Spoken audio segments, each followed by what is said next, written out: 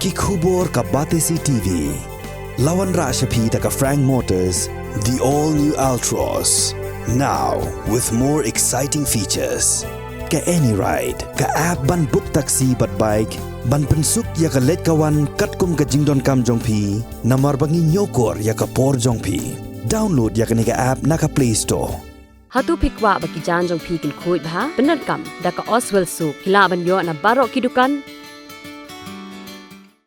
Ka IZ Group of Institution Bangalore, kadai ke college babhatam nagabanta ka jingkuli nursing but paramedical course, hospital training, pinyo scholarship but 5% ka kam, haki hospital bahedo India but shabari.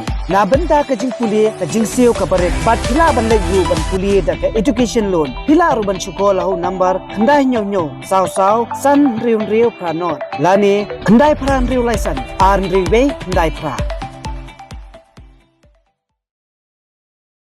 Ki dekat jangka Zilla Panchayat Council naga Jilla Goa. Haga khat waiterik unaitung arajar arfulai kilalet yuk kejat haga office Treikam jangka Khadc Hills Autonomous District Council ban ward Jingtip syapang ka bor bat ka ikhtiar jangka council kat kumbalau penkup bor daga krenit bahan riu jangka riti sensyar kari India. Haga ni kasngi kani ka kenhon hapok ka jingyalam jong Chief Executive Officer ka Zilla Panchayat Council u Ajay Gaude bat u Chairman u Shidesh Shripat Nayak kilaya kendu ru ya u Chief Executive Member jongka Council u ba peniait Sings AM bat yaki Executive Member ban ti bnia bat ban war Jingtip halor ki Treikam jongka Council kenang bagindup la ban ai jingmut ya ka Sarkar Goa kumno ban pentulun ya ki Treikam na gabenta ga Zilla Panchayat Council.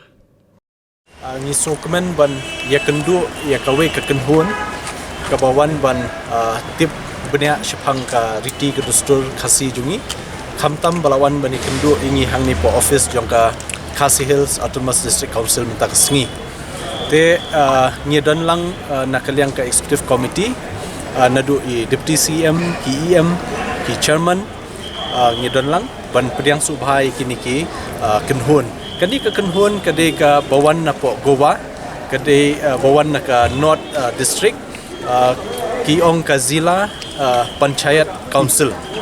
Hapo ka jingilam jung chairman, hapo ka